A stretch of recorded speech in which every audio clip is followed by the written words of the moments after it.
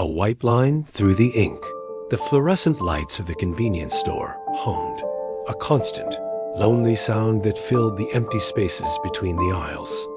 For Ellen, a 16-year-old girl with eyes older than her years, this hum was the soundtrack of her nights. 3 nights a week, from 10 p.m. until the sun threatened to crack the horizon, this little box of snacks and necessities was her world. It was a world of predictable rhythms. The chime of the door, the clatter of loose change, the quiet whoosh of the slushy machine. Tonight was different. Or rather, it started the same. The usual cast of characters had made their appearances. The construction worker with calloused hands buying a coffee and a protein bar. The college student with bleary eyes grabbing instant noodles. The quiet woman who always bought a single lottery ticket and a pack of mints. Elaine moved through these interactions with a practiced, detached efficiency. A polite smile, a quick scan of the items, a handing over of change. Her movements were as routine as the humming lights above. Her real life, the one with friends and school and daylight, felt a million miles away. Here, under the artificial glow, she was just the night shift girl, an anonymous figure in a slightly too large polo shirt. She liked the anonymity most of the time. It was a shield. No one asked about her grades or her family or why a teenager was working a job meant for insomniacs and people with few other options. They just wanted their coffee and their cigarettes, and she was the gatekeeper. As the clock ticked past 3 a.m., the store fell into its deepest quiet. The city outside seemed to hold its breath. This was her favorite part of the shift. The liminal space between yesterday and tomorrow. She leaned against the counter, scrolling through photos on her phone. Pictures of her friends at a party she'd missed, laughing under colored lights. A pang of something not quite jealousy, more like a dull ache of distance, pricked at her. She swiped the screen off. It was time to count the drawer. The first step in the long, slow process of closing up shop before the morning person, a perpetually cheerful man named Dave, arrived. She unlocked the register, the metal drawer sliding out with a familiar, heavy groan. She began her ritual, sorting the worn bills into neat piles. 50s, 20s, 10s, 5s, 1s. Then the coins, scooping them into the plastic counting trays. She hummed a tune she couldn't name, her fingers moving with muscle memory. She entered the totals into the logbook, a thick, spiral-bound notebook with years of entries crammed onto its pages. The numbers on her calculator screen stared back at her. She checked them again, and a third time. A cold knot formed in her stomach. It was wrong. The total was off. Not by much, but by enough. $23.52 short. Her first reaction was a wave of pure, unadulterated panic. Her heart hammered against her ribs. $23. It might as well have been 1,000. It was more than she earned in 3 hours. She imagined the conversation with her manager, Mr. Henderson, a man whose face seemed permanently set in a state of mild disappointment. He'd look at her over his glasses, his voice dripping with condescension. He'd probably dock it from her pay. Maybe he'd fire her. She frantically replayed the night in her head. Had she given someone the wrong change? The man with the complicated coffee order? A group of teens who bought a mountain of candy? Her mind was a blur of faces and transactions. It was impossible to pinpoint the mistake. It could have been anyone. It could have been her. A simple slip of the fingers, a moment of distraction. She counted the drawer again, and again. The result was the same. $23.52 short. The number seemed to mock her from the calculator's display. She sat on the stool behind the counter, the piles of money looking like a failed magic trick. The silence of the store, once a comfort, now felt oppressive. It amplified the frantic thumping of her own heart. The security camera in the corner, a little black dome, seemed to be watching her with a newfound intensity. Was it recording her panic? Could they rewind the tape and find her mistake? Her eyes fell on the logbook. A simple book of paper and ink. A record of the night. A record that was, at this moment, a lie waiting to be written. The previous entry from Dave's morning shift was written in his neat, looping cursive. Perfect. Balanced to the cent. An idea, quiet and insidious, slipped into her mind. It felt foreign, a thought that didn't belong to her. Or maybe it did. Maybe it had been lurking there all along, waiting for a moment of weakness.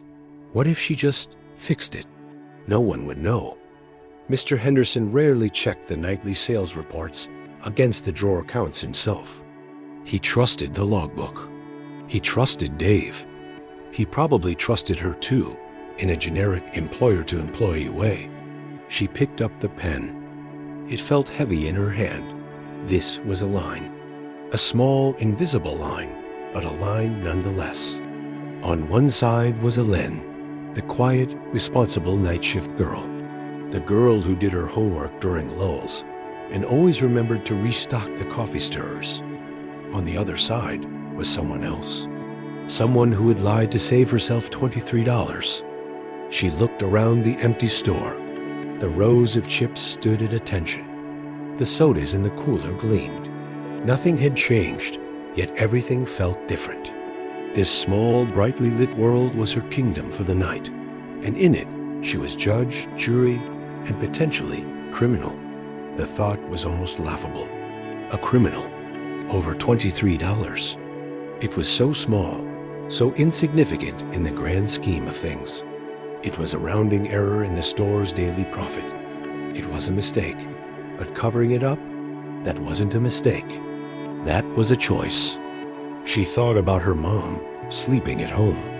She thought about the bills on the kitchen table. This job wasn't for fun. It was to help. $23 mattered. It mattered a lot. The thought of telling her mom she'd been fired or that her paycheck was short was unbearable. It felt like a failure she couldn't afford. Her hand trembled slightly as she brought the pen to the paper. She glanced at the numbers on the calculator. She could just change one of the cash totals. Subtract the 20 from the counted bills. A few ones, some change. It would be so easy.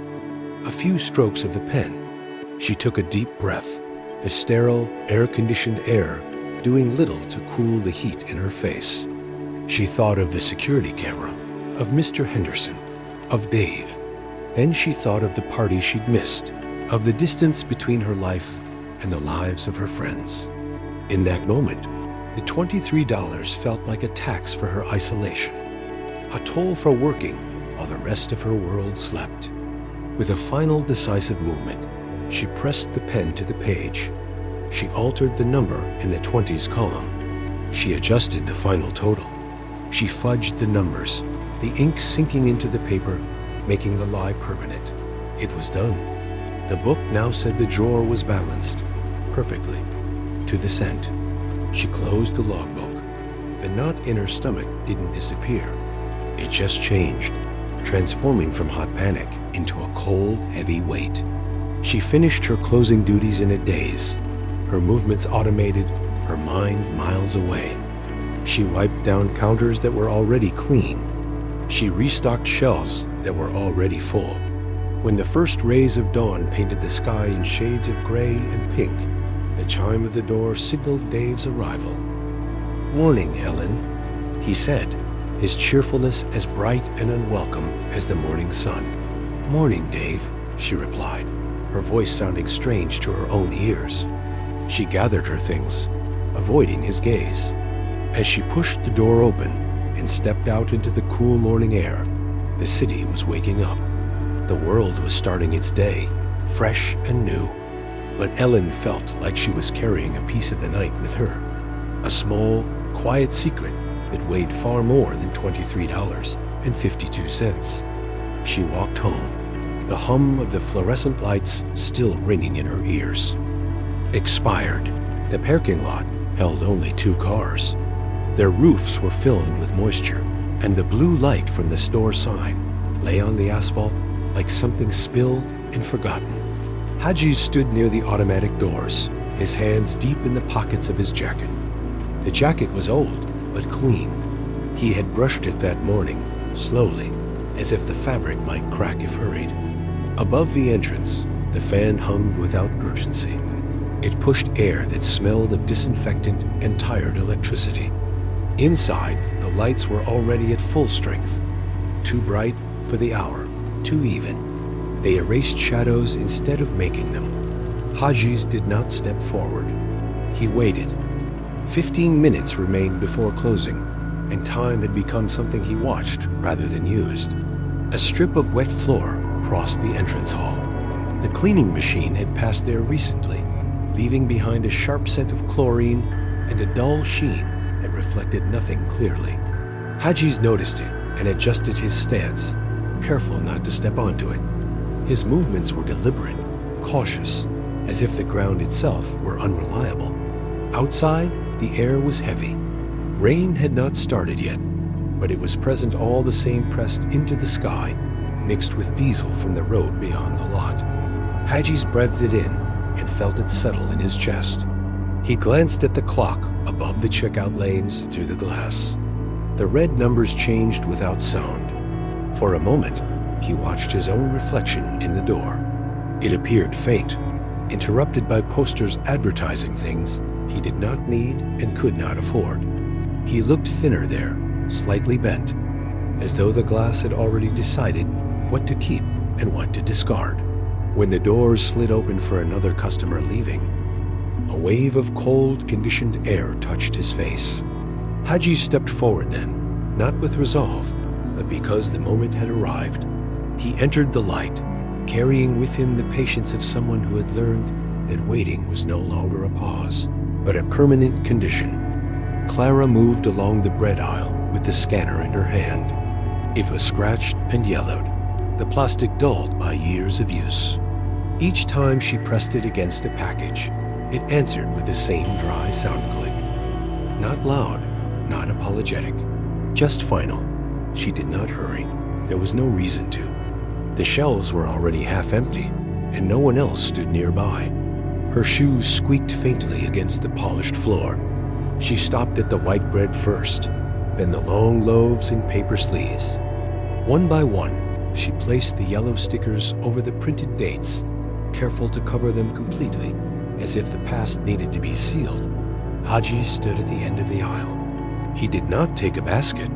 His hands stayed in his pockets, fingers wrapped around the coins he had counted before leaving the car. He knew the order of her work. He had known it for weeks. First the plain loaves, then the darker bread, then the sweet rolls no one bought anymore. Nothing in the store surprised him. Clara picked up a loaf, turned it once in her hands, and frowned. The plastic was torn near the corner. She set it aside without scanning it and slid it into a gray crate at her feet. It made a soft sound when it landed, dull and finished. Hajiz noticed it immediately. He felt the small tightening in his chest that came whenever something was removed too quickly. He watched her through the shelf gap, through rows of bread that would still be here tomorrow for someone else. Clara did not look back. She kept her eyes on the labels, on the machine, on the task that allowed her not to think. To look at him would have meant recognizing a future she did not want to imagine. The scanner clicked again. Yellow appeared on brown paper.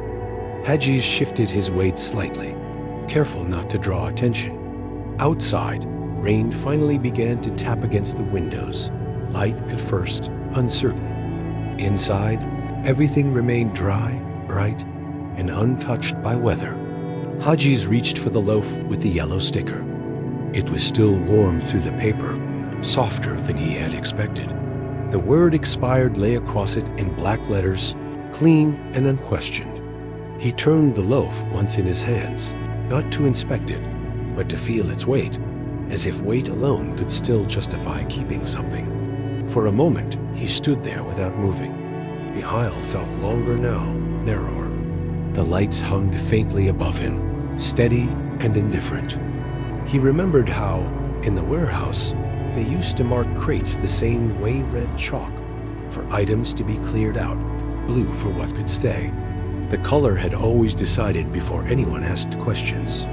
He caught sight of himself in the freezer doors opposite the bread, between boxes of frozen pizza and printed smiles of people eating them. His reflection hovered, pale and broken by seams in the glass. He did not recognize the man at once. The shoulders were lower, the face flatter, as though it had been pressed there and left behind. There was no anger in him. That had passed earlier, somewhere between the last paycheck and the last polite rejection. What remained was simpler, the quiet understanding that freshness belonged to others now. Tomorrow was arranged for someone else, someone quicker, lighter, less careful. Hajiz placed the loaf against his chest for a second, then lowered it into his arms. He turned toward the registers. No one stood in line. The space before the checkout felt ceremonial, emptied of witnesses. He walked slowly, aware of each step, of the soft resistance of the floor beneath his shoes. Behind him, the scanner clicked once more. The sound followed him like a closing door. At the register, Hajiz laid the bread on the counter. The surface was smooth and cold, wiped too often to remember anything. Clara scanned the sticker without looking at him. The machine answered with a short tone that meant acceptance. She named the price softly, as if speaking louder might draw attention to it. Hajiz reached into his pocket and placed the coins down one by one. They sounded thin against the counter. When he pulled his hand back, one coin slipped from his fingers and rolled away. It struck the metal leg of the register and disappeared beneath the machine. They both froze. The store seemed to shrink around the moment. The refrigerators continued their low breathing, and somewhere a light flickered, but neither of them moved.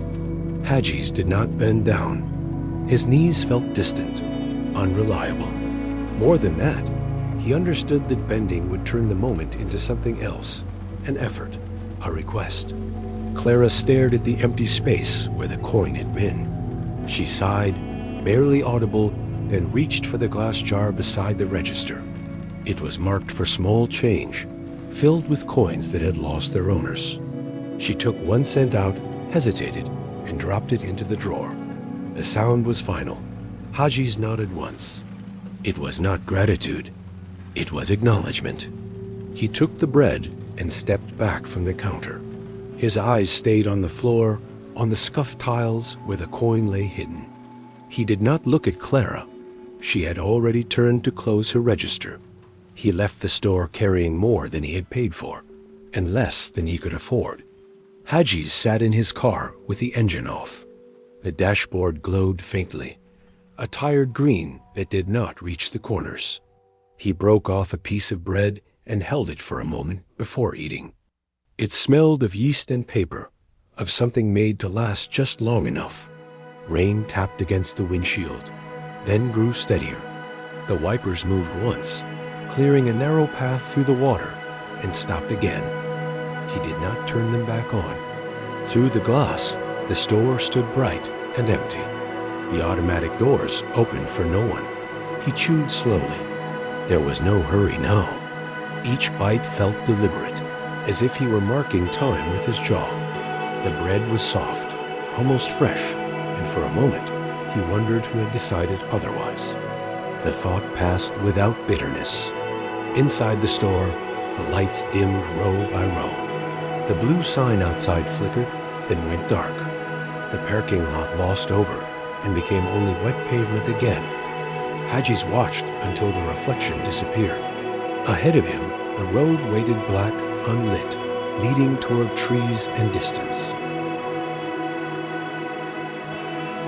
And sat quietly in the rain, illuminated only by the instruments that told him he was still there. Asphalt dust and silent stars. At dawn, asphalt smells sharp and cold, faintly reminiscent of gasoline. It is the gray hour before the world fully wakes, when shadows are long and merciful, and my old 1998 Ford Crown Victoria looks less like scrap metal and more like something that still has a purpose. Not a good one, just enough. This car is everything that remains of my former life. Leather seats smelling of mold and stale tobacco. An engine that coughs like an old coal miner but still refuses to stop. It starts. That is all I ask of it. I sit in the driver's seat. The springs have been digging into my side for years now, like habits you never quite unlearn. On my knees lies a leather folder, softened at the edges, cracked along the spine. Inside are letters I never send. Beyond the windshield, split by a long translucent crack, the outlines of the Pennsylvania town of Fairview slowly come into focus. A place the future passed without noticing. Dear Anna, I write. My hand trembles slightly. It could be the morning cold slipping through the worn door seals, or last night's dinner beans from a can in a swallow of Old Crow. I let the reason remain unclear. America today feels tired, I continue, like a theater where the same play has been running for too long. The stage is still there. The seats are still full, but something essential has gone missing. I pause. In the distance, the Fairview steel mill rises like a skeleton picked clean. Once, when we were young, its smokestacks spat fire, and men came home smelling of metal and sweat. Now they stand in line at soup kitchens, their eyes empty, their pride carefully folded away. I step out of the car. My joints creak in quiet agreement with the door. I walk to the Shell gas station. In a restroom lit by a flickering fluorescent bulb, I wash my face. The water is cold enough to sting. I keep my eyes open. I once read that a man can lose almost everything and still remain himself if he keeps small rituals intact. I no longer remember where I read it. I have no jacket now, only a worn military coat from surplus stock, but I shave when I can. The blade pulls, I accept it. The station smells of cheap coffee and plastic. A young man behind the counter wears headphones and avoids my eyes. To him, I am a problem best left unacknowledged. I do not correct his assumptions. Black coffee, large. My voice sounds unfamiliar. Hoarse, as if it has traveled too far without rest. Back in the Ford, the coffee burns my toe. It is a clean pain, uncomplicated enough. For a moment, it pushes aside the other one, the deeper one that never quite leaves. You know, Anna, I write again, where the bookstore once stood, there is now a screen. At night, it lights the square brighter than the stars. People stop there. They do not speak. They just stand and watch. I do not describe what they watch. It is always the same. A Dodge van is parked beside me, its paint bleached and unreadable. Miller lives in it. He lost a leg in Afghanistan, and something else no one ever lists properly. At night, he sometimes screams. When that happens, I knock on his door and we sit on the curb smoking until the noise inside him quiets. Morning, Professor, he says now, squinting into the daylight. Writing your letters again? Something like that. He coughs hard, doubles over for a moment, then straightens up. City was here yesterday. Says we can't park anymore. Bad for the image. I look around at the boarded houses, the weeds pushing through cracked pavement. Images don't like reminders, I say. He shrugs and limps away. His lighter slips from his pocket without him noticing. I pick it up and place it on the hood of his van. It slides a little before stopping. I return to the folder. I saw a little girl today, I write. She was running across the square with a balloon. Her father followed behind, looking at his phone. The balloon brushed a tree and burst. The sound was small. No one turned. At noon, the heat presses down harder than it should for October. I drive to the public library. It is warm there and smells of old paper and dust. I sit at a corner table reading newspapers from different years. I fold one open, then close it again without reading past the first paragraph. The headlines change. The tone does not. Young people sit nearby with laptops, their faces calm, absorbed. I wonder what they would carry if they had to leave in a hurry. I do not write that down. In the evening, I return to the parking lot. Dinner is bread and cheese, paid for with coins I find under the seat. I open the trunk and heat water on my small stove. Steam fogs the air briefly before vanishing. The sunset over Fairview turns the sky an unnatural purple, the kind of color that appears only where the air has been worked too hard. It is beautiful. I do not trust it. Sometimes, I write, I think this car is a vessel of sorts. I stop there. I never send these letters. Once a week, I drive to the abandoned post office on the edge of town and hide the pages behind a loose brick. I do not know why. Habit, perhaps. Or stubbornness. Night settles over Fairview. The town lights flicker like dying embers. I lie down on the back seat, my head resting on an old coat. The metal seeps cold through the blanket. I pull it closer. Somewhere on the highway, a motorcycle passes. The sound fades quickly. Tomorrow will be much like today. I am no longer afraid of that. Good night, Anna, I whisper without writing it down. The asphalt will smell again. I close my eyes. The cold remains. At least the cold is real. For now. 72 hours of silence. The first change happens before he thinks to name it, before the idea of a change fully reaches him. The board has not moved in years. Vertical, clean past impersonality, its rows aligned with a precision that claims neutrality and almost achieves it. Clip after clip grips its card intake numbers, dates, board codes, urgency, flattened into cardboard and spring-loaded steel. Daniel only becomes aware of the order once his hand is already there. His fingers pause longer than they need to, not because he is deciding, but because the motion fails to complete itself.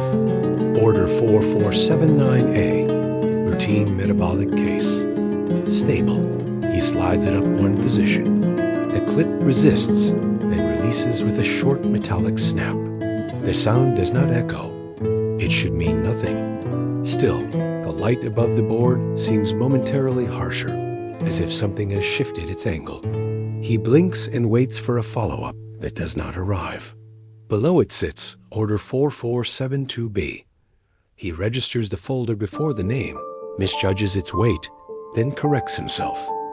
Extra lab sheets. A folded note that will not lie flat. Helen Ward, 56. The scanned photo is off-center. Her face turned slightly away, eyes narrowed, caught mid-refusal rather than mid-pose. Insulin-dependent, 48 hours without adjustment. 48 becomes 72 if nothing interrupts the sequence. His gaze drifts toward the underline beneath urgent, then stops just short of it, as if momentum alone had carried him that far. The clip loosens easily. He lowers the folder 2 places, guiding it down with care, more than the motion requires. It brushes the edge of another file. He shifts it back, then hesitates, leaving the spacing imperfect for a second longer than comfort allows, before nudging it again. This time, he stops earlier. The alignment is close enough. The board settles. One clip now hangs nearer the edge, its shadow angled where the others remain straight. The irregularity catches his attention, not sharply, but with persistence. He leaves it. His fingers feel unreliable, not numb, not shaking, simply fractionally late, as if the signal has taken a longer route. He presses the folder flat, too firmly. The cardboard creases under his thumb, a narrow line that remains when he lifts his hand. He rubs it once, then withdraws. The mark stays. Behind him, the scanner hums. Earlier, it had stalled not long enough to trigger an alert, only long enough for the discrepancy to appear between the intake log and the morning schedule. Long enough to be noticed. He had watched the progress bar freeze, his reflection faintly doubled in the glass, and thought not for the first time that machines did not fail so much as pause, waiting for permission to continue. When it resumed, the numbers slid back into place on their own, quietly, as if the interruption had been built into the system. 5:26. The wall clock advances with a muted click. Plastic against plastic. A sound designed not to carry. Mark Ellison's voice surfaces from the previous afternoon measured, even, explaining capacity limits the way people explain weather patterns they cannot influence. During the call, Sunlight had cut across the corner of Daniel's desk, outlining the pale circle where a coffee mug used to sit. Dust had settled everywhere else. That outline is what returns now, unprompted, sharper than the phrasing Mark had chosen. Anyone entering the room would see nothing out of place. Priority appears intact. The sequence holds. By noon, Jonah Pike will sign without pausing over the middle column, and Helen Ward's slot will drift to Friday, settling among other names that once carried hours instead of days. Daniel adjusts one clip, then stops himself before touching the next. He braces his hands against the board, palms spread, feeling the cold resistance through his skin. The tremor is minimal, contained, more attention than a movement. He realigns the row, not fully, just enough that the pattern reasserts itself. The deviation disappears unless someone knows precisely where to look. He opens the drawer below. Color-coded tags lie stacked and unused. Red for immediate intervention. Yellow for delay. One of the red tags has faded slightly, its color dulled from disuse. The plastic clings faintly to itself, static snapping against his fingers. He separates two tags, then returns them to the stack. He closes the drawer slowly, guiding it shut so it will not announce itself. Later, Helen Ward's name appears again as an unread email marked follow-up. He opens it and stops at the subject line. The preview scrolls into view, but his eyes do not settle on the words. The cursor hovers. He deletes the message. The trash icon fills. He pauses, then empties it. For a moment, the system hesitates. Then the absence arrives complete, clean, leaving nothing visible behind. Recovery would be possible, technically, not easily. Not without effort he has already decided not to make. The building breathes around him. Ventilation cycles. Monitors repeat their loops. Systems behave exactly as designed. Somewhere above, a patient waits for a nurse who will arrive precisely on time. At the exit, Daniel notices the dark smudges his palms have left on his trousers. He wipes them away harder than necessary, until the fabric warms under his hands. His mouth feels dry. He presses his tongue against the back of his teeth, then releases it. It runs. The workshop stood on the edge of Nebraska, where the road no longer led anywhere in particular. The evening air was heavy, carrying the smell of old oil and dust, as if the rain had started once and then changed its mind. The sun was setting behind rusted car bodies, laying long, uneven bands of shadow across the concrete floor. Hayes stood at the workbench, wiping his hands on a rag. The rag was stiff and worn. It no longer cleaned anything, only pushed the grime from one place to another. The oil had settled into his skin for good. It had been there too long to come out. On the table, between the wrenches and a chipped hammer, lay the lottery ticket. A small yellow slip of paper, out of place among tools that had weight and purpose.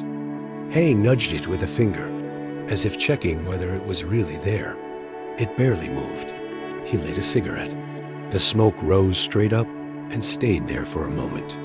His chest felt tight, but he ignored it. The sensation was familiar, like a sound in an engine that still runs, just not the way it used to. Beyond the fence behind the shop, cars stood in silence, waiting for something that no longer belonged to them. Hay glanced at the table once more, then stubbed the cigarette out in a metal tin. The money the ticket represented tasted of nothing. It promised nothing. It only allowed things to keep moving along the same road that had begun long ago and had never been brought to a stop. The car waited in a narrow lot beside the highway, its paint holding a dull shine in the late light. A 1967 Chevrolet. Too clean, Hay thought, the way things look when they no longer belong to the place they're in. He stood close to it, hands at his sides, listening to the ticking sound the engine made as it cooled. He had heard it before, in other cars, on other days. The seller talked. He pointed at the hood, the chrome, the mileage. He said numbers. Hay nodded once, then again. When he reached for the key, his fingers shook, just enough to notice. The key slipped against the slot and missed. He tried again, slower. This time it went in. The metal felt cold. He turned it. The engine caught after a short pause, rough for a second, then steady. "Runs good," the man said. Hay didn't look at him. "It runs." They signed the papers on the hood. The pen felt light in his hand, cheaper than the tools he was used to. When it was done, the seller smiled and said something about enjoying the ride. Hay didn't answer.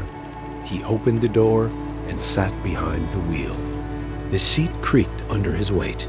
For a moment, he stayed there without moving, hands resting on the wheel, breathing shallowly, listening to the engine idle. Then he pulled out of the lot and merged onto the road, leaving the man standing where he was, already looking past him. The highway stretched ahead in a straight line, lit by his headlights and nothing else. The dashboard glow washed the inside of the car in a dull green light, softening the edges of his hands on the wheel. The engine hummed steadily, filling the silence without easing it. He drove with the window cracked open. The night air was dry and cool against his face, carrying the smell of asphalt and something burned out long ago. He stopped at a diner just past midnight. The place was nearly empty. A few stools were taken. The rest shone under fluorescent lights. Coffee came in a thick mug, already too hot to drink. He wrapped his hands around it and watched the steam thin as it reached the ceiling. Outside, through the glass, the Chevrolet sat alone under a flickering light.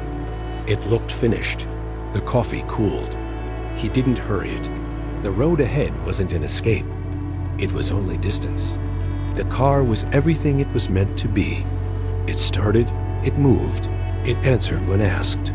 Smoke drifted from his cigarette and climbed straight up, trapped in the stale air. The woman behind the counter wiped the same spot again. Neither of them spoke. The engine waited outside. The engine began to knock before dawn, a dry, uneven sound that rose and fell with the speed. Hay eased off the gas and felt the car respond reluctantly. He guided it onto the shoulder while the sky was still colorless, the light thin and undecided. When he shut the engine off, the silence came hard. He stepped out and lifted the hood. Heat rolled up at him, carrying the sharp smell of fuel and metal. Steam drifted into the pale air and disappeared. He leaned forward and saw the problem at once. It was simple. The tools were in the trunk. His hands knew the order of the steps without thinking. He straightened up instead. After a moment, he closed the hood and walked around to the front of the car. The road was empty in both directions, stretching away until it lost interest in itself. He took the keys from his pocket and held them for a while, feeling their weight. Then he set them down on the edge of the bumper, where they clicked softly against the metal. He sat beside the car and waited, breathing slow, watching the steam thin and fade as the morning moved on without him. Rain started without warning, light at first, then steady. It tapped against the metal and the empty road. Hay stayed where he was. The car darkened as the water spread across the paint, dulling what shine was left. He reached into his pocket and found his last cigarette. It bent slightly between his fingers. The match flared on the third strike. He drew in, slow and careful, and let the smoke out through his nose. The rain washed the dust from the fender and carried it away in narrow streams. Somewhere behind him, an engine approached. Its headlights cut briefly through the gray. The car passed without slowing. Another followed, farther off, then nothing. Hay sat with his back against the bumper, listening to the rain and the quiet beneath it. The engine stayed silent. That was enough.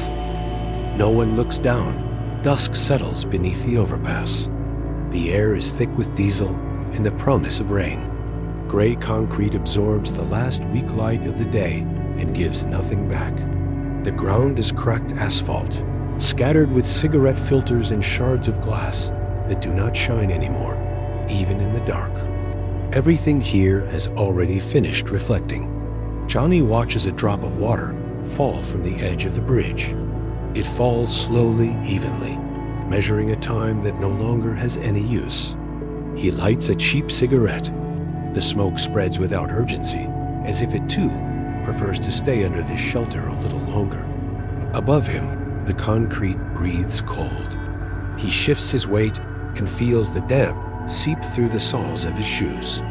The sensation is familiar, almost intimate. It tells him where he is without asking anything in return. Somewhere overhead, a truck passes, the sound distant and indifferent, like weather.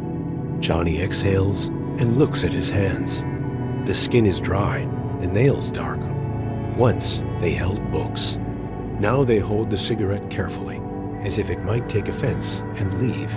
The drop falls again. He counts it without numbers. Under the bridge, the light fades completely.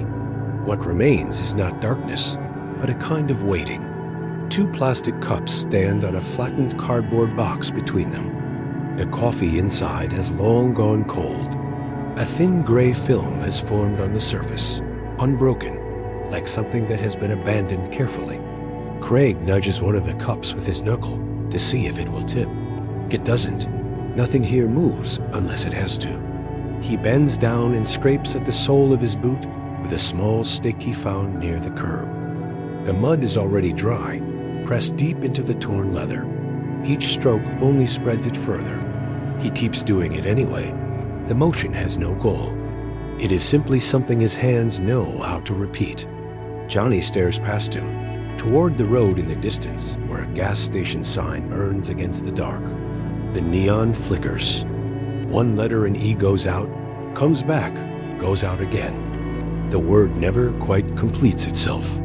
It tries, fails, and keeps trying. Johnny watches this without judgment. The silence between them is heavy but settled. It has been there a long time. It no longer presses. It rests. Craig snaps the stick in half and drops it. He does not look up. Johnny lifts one of the cups and smells the coffee. It offers nothing. He sets it back down carefully, aligning it with the other. Above them, the traffic hums on, steady and unconcerned. The world continues its friction somewhere else. Johnny begins to speak about Aristotle, as if he were continuing a conversation that never really stopped. His voice is hoarse, worn down by smoke and nights spent outdoors, but the sentences come out clean, almost formal. He talks about Nicomachean ethics, about happiness as the highest good, about a life measured not by feeling, but by activity. The words fall into place with practiced care. A heavy Mack truck roars overhead. The bridge shudders, dust drifting down from the concrete seams. Johnny does not pause. He raises his voice just enough to stay audible, the way a lecturer once might have done in a hall that refused to listen. When the sound passes, his voice drops again, steady, controlled. Craig keeps his eyes on the ground. He has heard this before. Not the philosophy itself, but the need for it. Johnny needs the words, the way other men need heat. They are proof that something in him still works. The phrases hang in the air, mixing with exhaust and damp dust, losing their edges. Happiness is an activity, Johnny says, looking at his hands. The nails are rimmed with black. He turns his palms upward, as if expecting an argument from them. None comes. The bridge settles. The road above resumes its distant breathing.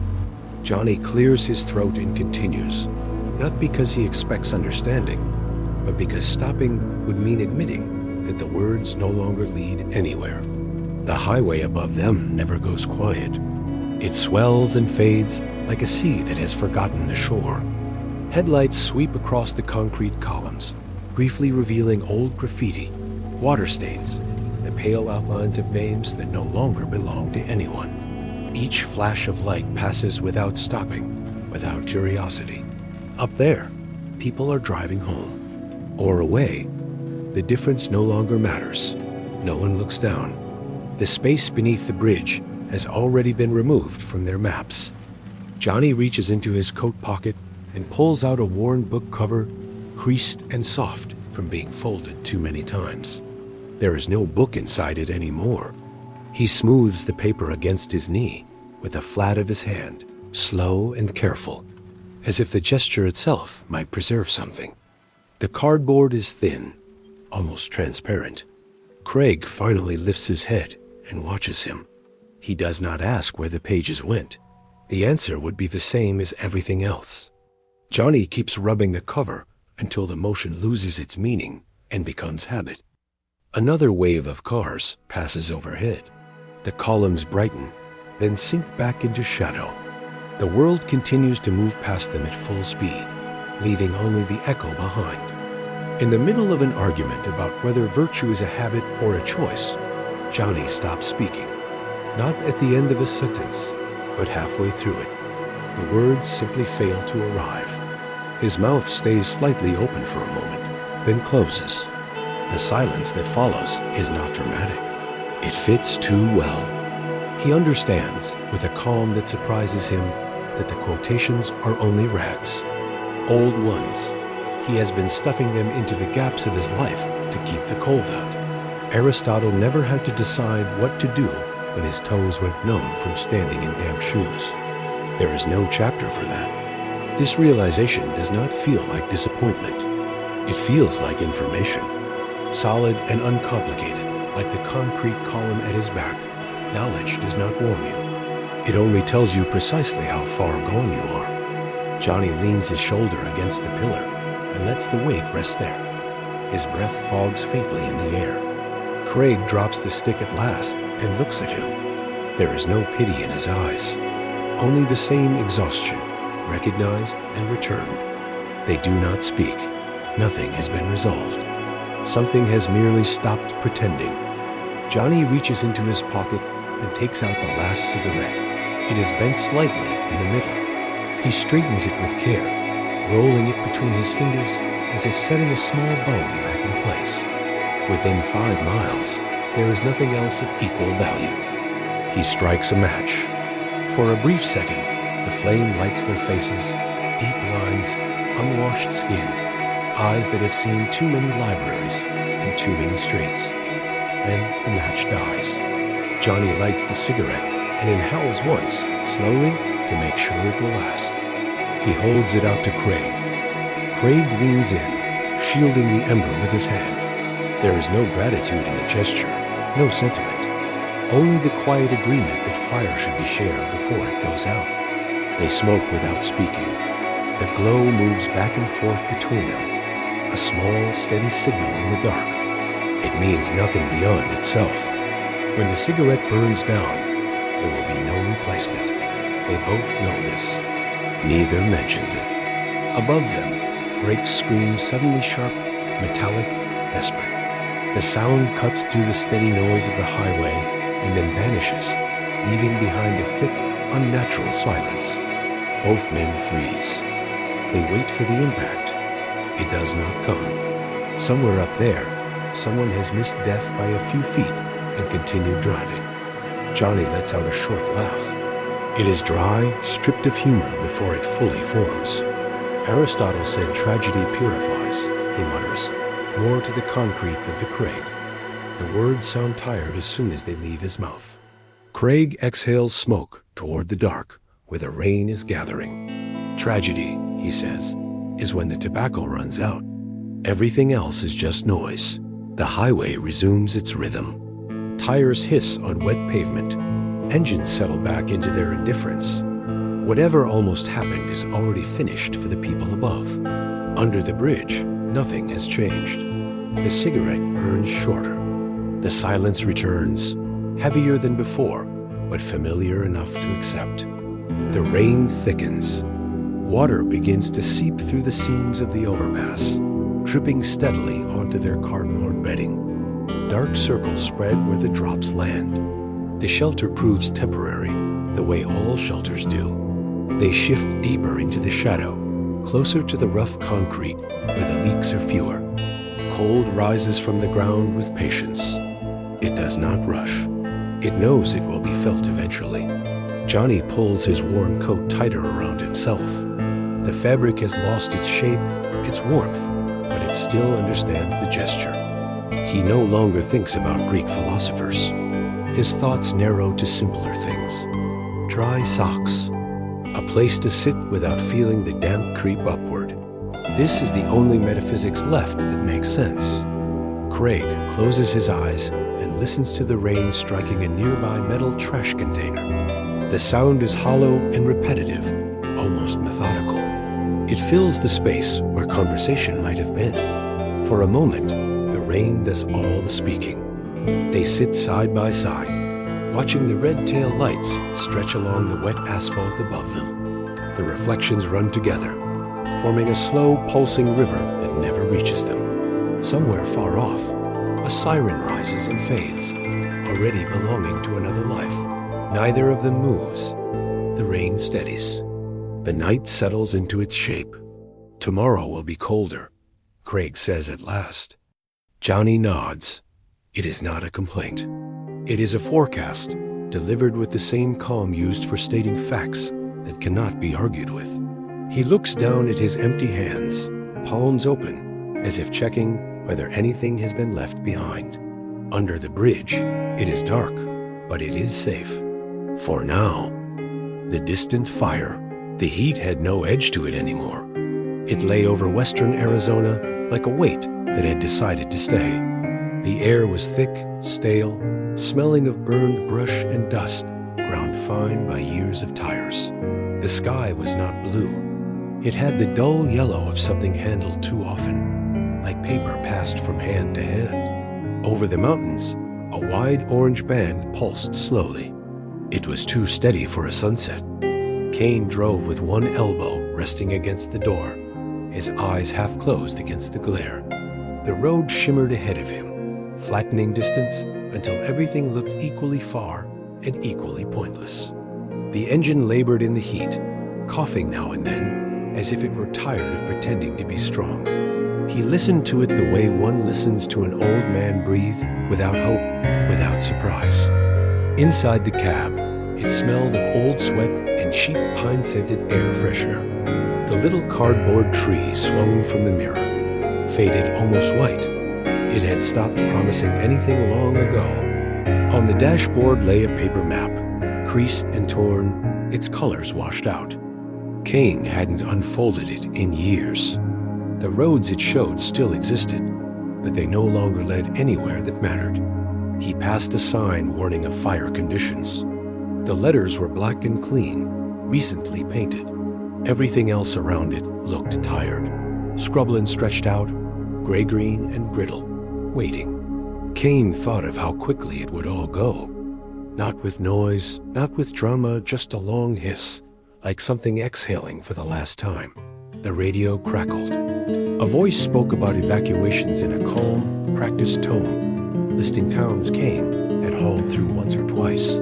He pictured their empty main streets, the gas stations with their lights still on, the houses standing with their doors locked, doing their best to look permanent. He slowed as the diner came into view, low and pale against the heat, its parking lot almost empty.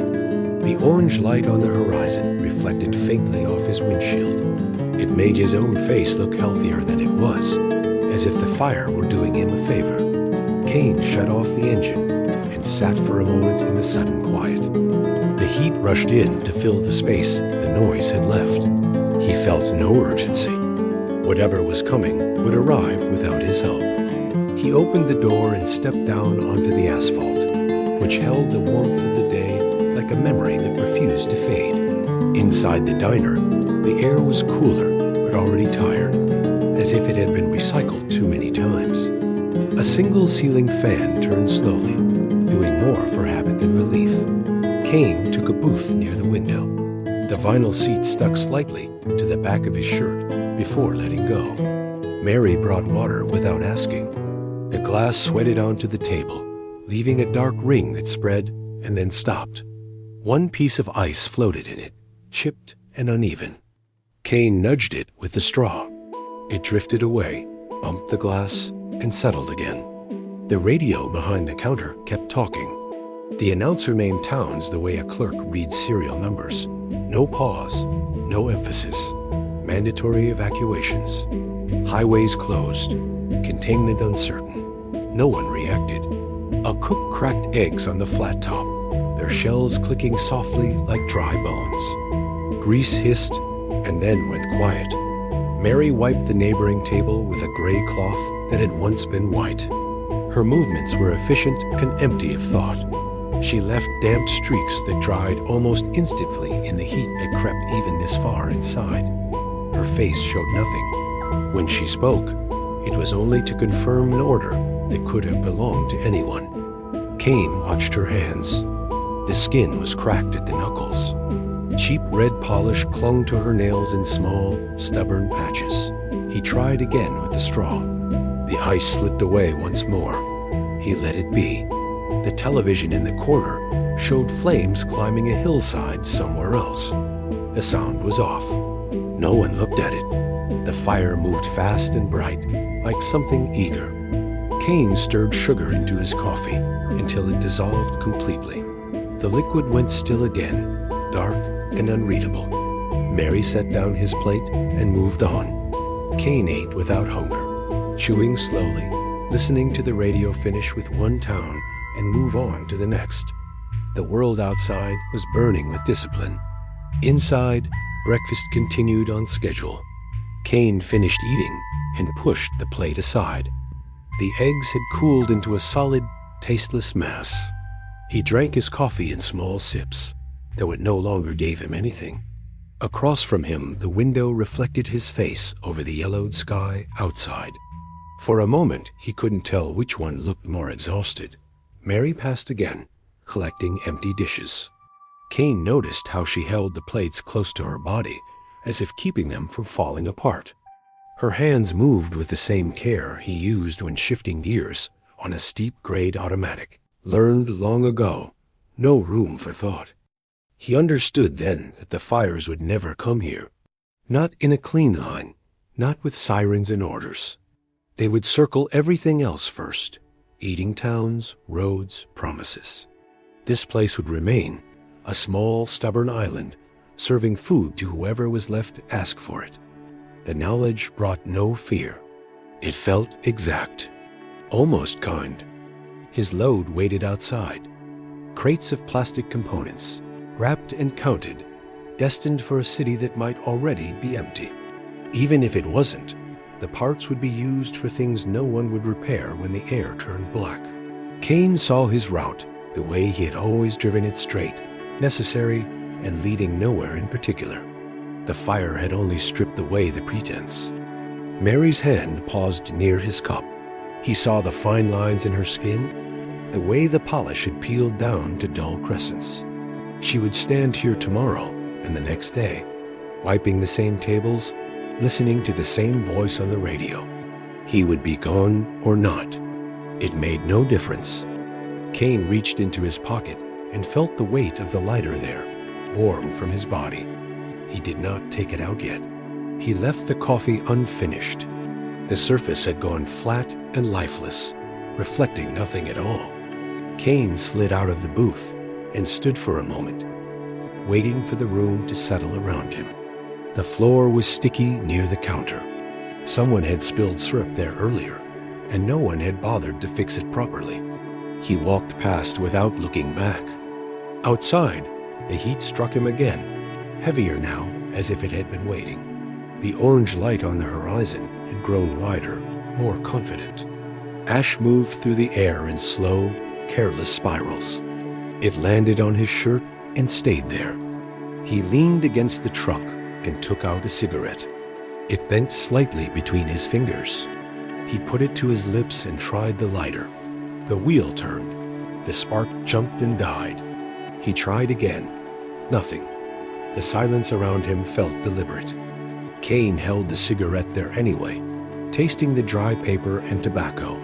He thought of how many times fire had obeyed him before, small, useful fires that burned exactly where and how he wanted. This one did not care. It burned for itself. He took the lighter from his hand and went back inside. Mary was near the register, counting change with slow precision. He placed the lighter on the folded bill beside his plate. It made a small sound when it touched the counter. She glanced at it, then at him. There was no question in her eyes. She nodded once, almost imperceptibly. Kane stepped away before she could say anything. He pushed the door open and let it close behind him without holding it. At the truck, he rested his hand on the warm metal of the door. The cab smelled the same as before: sweat, dust, the faint lie of pine. He did not climb in. He stood there, facing the horizon, while the distant fire colored his face with a false warmth. The ash thickened. It settled on the windshield like a dull gray snow. Kane watched it accumulate and felt an unexpected calm. There was nothing left to decide. The road, the load, the waiting city, all of it had already been answered by the light burning quietly beyond the mountains. The fire did not move any closer. It only breathed, a slow orange pulse along the dark line of the mountains. Kane stood with his hands at his sides, feeling the heat stored in the asphalt rise through the soles of his boots. Somewhere metal ticked as it cooled. It sounded like time counting itself down. The wind shifted and brought more ash. It touched his face, his eyelids, the back of his neck. He did not brush it away. It felt light, almost careful, as if it had been placed there.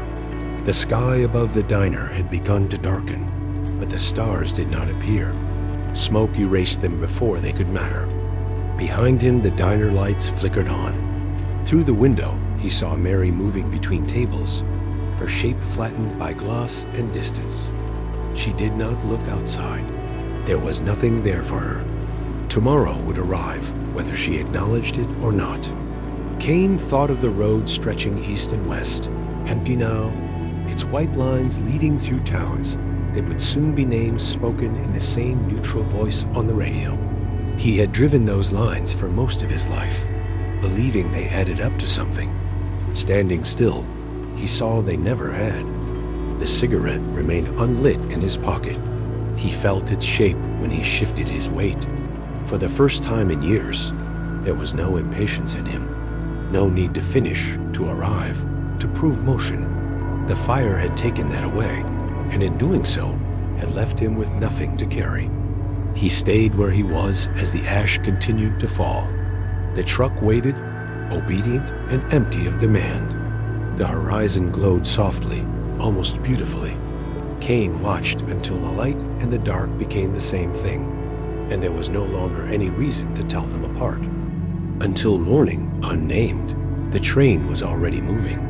Night clung to the windows like dark water, broken now and then by a strip of light from a gas station or a warehouse left awake by mistake. The car was almost empty. Plastic seats shone with old touches. The windows scratched as if someone had once pressed against them longer than they should have. The passenger sat without moving, his jacket still on, his cap resting on his knees. A paper cup of coffee stood on the small table, already cold. His hand remained near it, not touching, as if warmth were something that might still be negotiated. The sound of the train was steady, without promise. It did not change, only pressed harder at times when the track beneath the wheels grew firm. The passenger looked into the darkness, but saw no scenes, only movement and the absence of pause. His ticket lay in his pocket, slightly creased, as though it had been taken out, folded, and returned more than once. He could not remember the last time he had slept through a whole night, but the fatigue no longer weighed on him. It had settled, like a condition rather than a feeling. At the far end of the car, a door opened briefly, letting in cold air and the faint smell of cigarettes. Somewhere farther on, metal clicked and stopped. The passenger lifted the cup, took a sip, and set it down again. The coffee was bitter. It did not ask for attention. It marked the time without explaining it. The train kept going. For now, that seemed sufficient. The conductor came through the car without hurry. His steps were soft, practiced, touching the floor only as much as necessary. He checked the empty rows first, out of habit, then stopped by the passenger. The ticket was taken, unfolded, looked at longer than required, and hand it back. Nothing was said. The conductor's fingers were dry and warm. He hesitated a moment, as if finishing a count he no longer trusted, then moved on. A little later he returned, passing the same seats again. Outside, a town slid by with one light still burning above a diner sign. The passenger watched it until it thinned and disappeared. The conductor asked where he was getting off. The question was calm, routine enough to allow an honest answer. The passenger named a place that already sounded uncertain as he said it. The conductor nodded, not correcting it, not holding on to it, and moved on. The door at the end of the car closed softly behind him. Time settled back into its narrow shape. The train rocked gently, repeating the same motion without insistence. The passenger folded his ticket once more and put it away. The coffee cup remained untouched now, a thin ring forming at the bottom. Nothing else shifted, though the sense of sameness felt thinner than before, as if it might tear if handled carelessly. They spoke without turning toward each other. The conductor stood near the window, looking out at the tracks slipping past, while the passenger kept his eyes on the table. It began with something small, the length of the night, the way certain routes felt longer than the map suggested. The conductor said he preferred night runs, fewer people, less need to explain things. The passenger nodded, though no agreement had been asked for. After a while, the passenger said he had come a long way to ride this train. Not in distance, he added, after a pause. In effort. The conductor waited, then said that effort usually cost more than the ticket. He spoke as if repeating something learned slowly, one trip at a time. The passenger said that freedom had cost him everything else. He did not list it. He could not have, even if asked. The words stayed between them, lighter than they sounded. The train did not slow. Outside, dark fields opened and closed again. The conductor shifted his weight, glanced at his watch, and left the sentence unfinished. The passenger drew a breath, as if to adjust what he had said, and let it go. The conversation ended without a clear edge, more like a pause mistaken for an ending. The conductor moved on down the car. The passenger remained, listening to the wheels carry him forward, not differently, but not quite the same. The train slowed in a place without a name he recognized. A low platform emerged from the dark, lit by a single yellow lamp that made the air look dusty and thin. The doors opened. Cold entered first, sharp and brief, followed by a silence that felt arranged. No one stood waiting. A road crossed the tracks and disappeared in both directions. The passenger rose halfway from his seat, then stopped.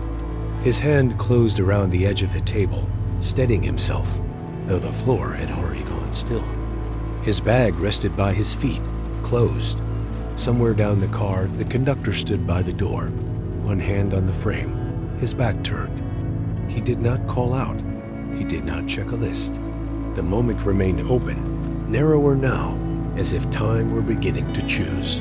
The doors closed again. Metal met metal without emphasis. The train gathered itself and moved on. The lamp slid past the window and was gone. The passenger sat back down, his hand resting where the table had once held warmth. Outside, the road vanished into darkness, leaving nothing behind that could be followed. The sky had begun to lighten, not enough to be called morning. Darkness thinned, losing its weight unevenly. The passenger loosened his jacket and set his cap on the seat beside him. The car felt larger now, as if the night had taken something with it and not replaced it. The coffee cup still stood where it had been, its rim stained, its contents untouched since the last stop. He watched the color of the sky change through the scratched glass. There was no clear horizon, only a gradual softening that refused to name itself. The train ran smoothly, the rhythm of the wheels settling into something almost even. He breathed with it, slowly, without counting. The conductor did not return. When the passenger closed his eyes, it was not to sleep. It was only to rest them briefly, without expectation. The train continued on its way, carrying him through the pale edge of night. There was still no arrival. For the moment, the motion held not as an answer, but as something that had not yet failed, and that was enough.